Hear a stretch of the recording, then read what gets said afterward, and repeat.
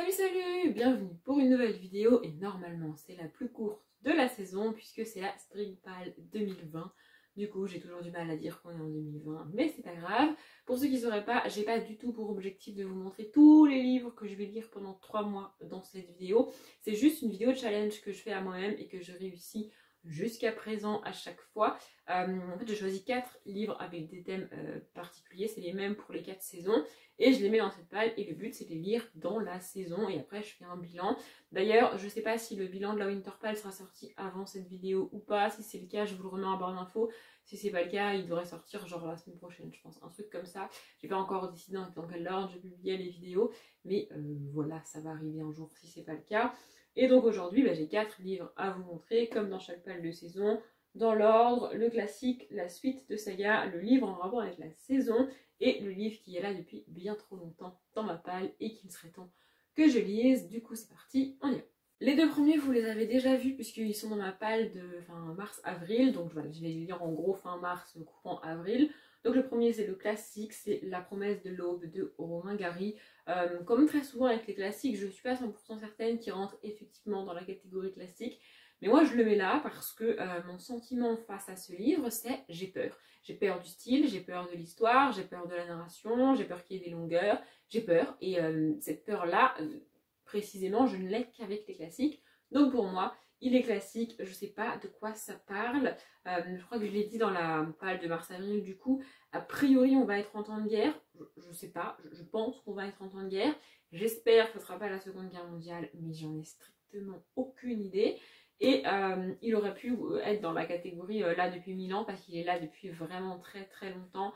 Ça va faire bien 1 an et demi, voire 2 ans qu'il est là. Donc il est temps que je le lise et j'espère que ça va être bien quand même, hein, ça serait bien. En fait, je viens de me rendre compte, on n'a pas de résumé derrière, on a un passage du livre. Et ça parle d'armée de l'air. Donc a priori je suis pas très mauvaise, on doit être en temps de guerre. Et comme je vous l'ai dit, le deuxième, vous l'avez vu aussi dans la page de mars-avril, puisque c'est La communauté du Sud, le tome 3, Mortel corps à corps de Charlène Harris. J'aime beaucoup cette saga, vraiment, et je compte faire un peu comme j'avais fait pour Les Gardiens de l'Éternité d'Alexandra Ivy, lire un tome, alors peut-être pas tous les mois, mais un tome tous les 2 mois, genre quelque chose comme ça. Donc j'ai lu le tome 2 fin janvier, voilà, je pense que en gros je vais lire celui-ci fin mars, un truc comme ça, et voilà, tout au long de l'année je vais en lire comme ça très régulièrement. À moins que je m'en lasse et que ça me gave et qu'à un moment donné je fasse une pause ou que carrément j'abandonne la saga.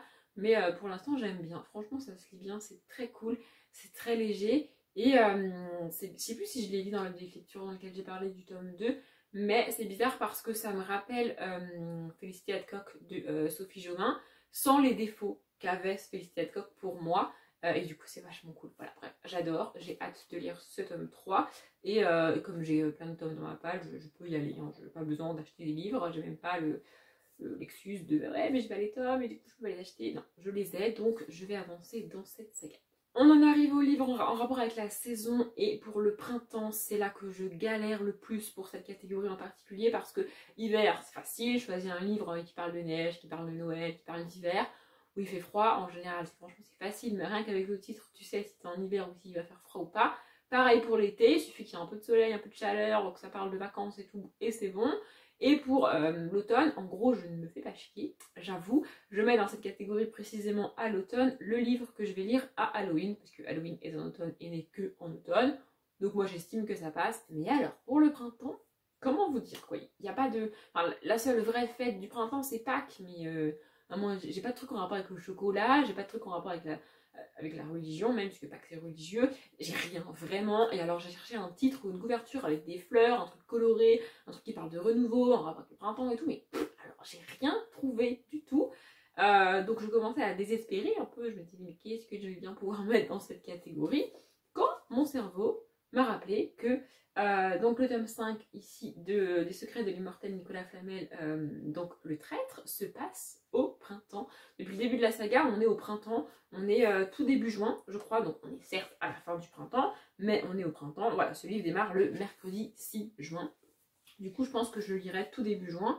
Et voilà, c'est en rapport avec le printemps parce que ça se passe au printemps. Je n'aurais pas mieux cette année. Et puis niveau couleur, du jaune pour le printemps, je me suis dit bon ça passe. Et puis il faut aussi que j'avance dans cette saga de toute manière puisqu'elle est dans mes sagas à terminer en 2020. Donc ici c'est l'avant-dernier tome, il ne restera plus que le 6 à lire.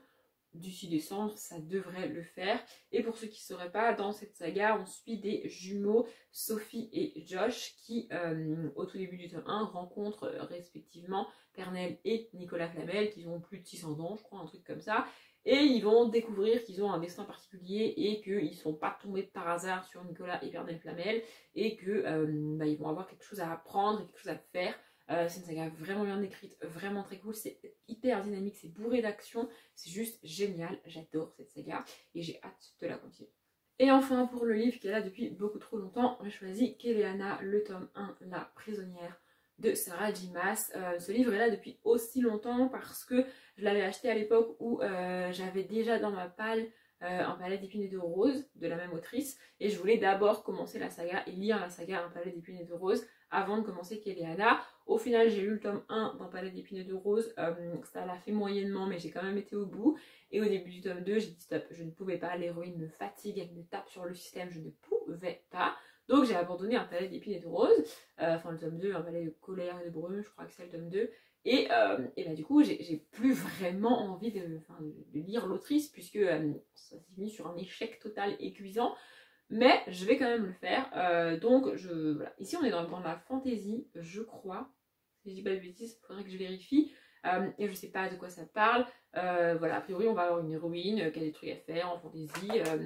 Voilà, en fait, moi, fantaisie avec une saga qui a beaucoup tourné et une héroïne qui a l'air cool, ça me suffit pour avoir envie de le lire.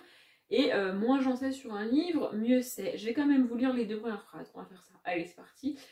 Dans les sombres mines d'Andovier, Kéléana purge sa peine. Ah, apparemment elle est en prison, donc c'est pas cool. Et vu le nom Andovier, je pense qu'on est bien dans de la fantaisie. C'est du young adulte. Donc voilà, je vais le lire au printemps. Et j'espère que j'aimerais mieux que Un palais d'épines et de roses. Du coup, globalement, j'étais plus renseignée sur les avis sur Un palais d'épines et de roses que sur Kéléana. Je trouve qu'on a beaucoup plus entendu parler de la première saga que de celle-ci. Ce qui fait que du coup, je sais pas si par rapport à Un palais d'épines et de roses, les gens ont aimé celui-là ou pas, ou ont été déçus à cause d'Un palais d'épines et de roses. Parce que franchement, tout le monde a adoré cette saga. Enfin, vraiment, c'était trop bien et tout. Moi, je suis passée à côté. Donc, je me dis que peut-être ça va le faire avec celle-ci. Et j'espère. Après, c'est un gros pavé quand même. Hein. On est sur une page. On est sur 500 pages. Alors, c'est pas compliqué, voilà, 500 pages. Mais j'ai bon espoir d'aimer. J'aime bien la fantaisie. Et une héroïne de fantaisie, c'est pas si répandu que ça encore. Donc, j'ai hâte. Voilà, comme prévu, normalement, cette vidéo est courte. Comme à chaque fois, je le dis, mais si vous faites des pales pour la saison ou pour le mois et que vous avez envie de les partager, de nous dire les livres que vous avez envie de lire, enfin de me dire les livres que vous avez envie de lire en commentaire, allez-y, éclatez-vous. Si je les ai lus, je pourrais vous dire ouais, vas-y, c'est trop cool. Si je les ai pas lus, je pourrais les découvrir à mon tour.